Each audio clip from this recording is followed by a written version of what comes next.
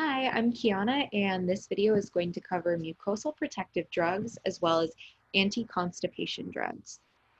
So, mucosal protective drugs are used when there is GI damage from an ulcer or chronic irritation from something like GERD. So, this image at the top is from a great research article, and it demonstrates really nicely what this drug, sucralfate, does for the GI. So, when the pill is given, it will coat the GI and it forms this intraluminal coating, this blue layer. And below it is the mucosal layer, the mucus layer of the stomach, which is normal. And then there's the intestinal layer. And remember that this mucus layer is full of lactobacilli and great stuff that protects us from damage. But a lot of the time in GERD or other diseases, it's lost. So sucralfate is going to form polymers, so it's going to coat the GI and protect it from pain or irritation from excess acid or anything awful. So this drug can actually also lead to constipation, and it'll decrease absorption of other drugs. And that makes sense. You're coating the GI, so there's going to be less, room for nutrients and ions to move between the lumen because you're kind of making a barrier there to protect from the acid. That also has the consequence of decreased vitamin absorption. All right, Misoprostol. So this is another drug that is used to protect the mucosa of the stomach. So I remember that Misoprostol, I remember it as missing prostaglandins because usually people who take a lot of NSAID drugs, down here NSAIDs, they're going to have lower prostaglandins from taking all those NSAIDs for pain. And prostaglandins usually help to protect the stomach through COX-1 enzyme. So I remember that missing prostaglandin. So it's good for those people who don't have enough prostaglandins. So it's going to replace those prostaglandins. It's an analog, so it looks the same in the GI tract.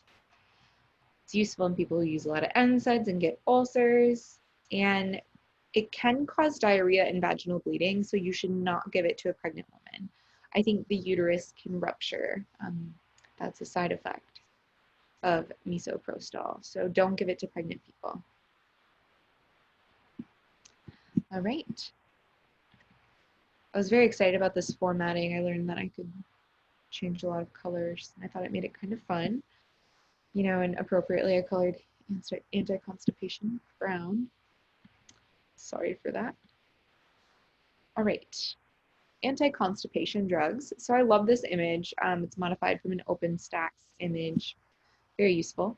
So the two drugs that we're kind of going to cover are Bisacodyl, and that's a stimulant or an irritant. And we're also going to cover Docusate, and that's a wetting agent. So it's a stool softener. They work a little differently. So first we'll talk about Docusate. Just like the name kind of sounds softer, so I think I remember it that way.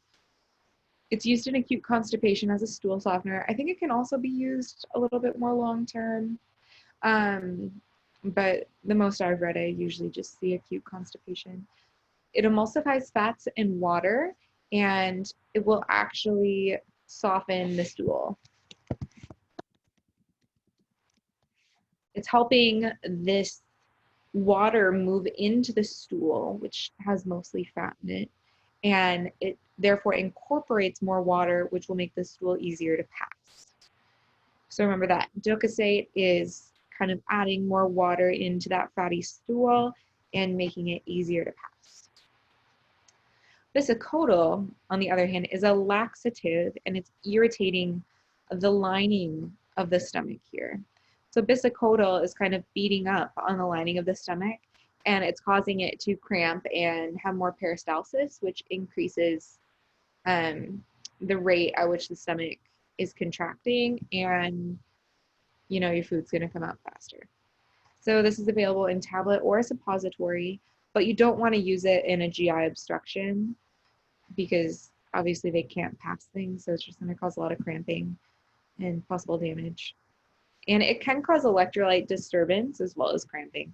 And electrolyte disturbance comes from that diarrhea effect of taking too much anti-constipation drug. So if you have any questions about mucosal protective drugs or anti-constipation drugs, feel free to email me or reach out. Otherwise, happy studying.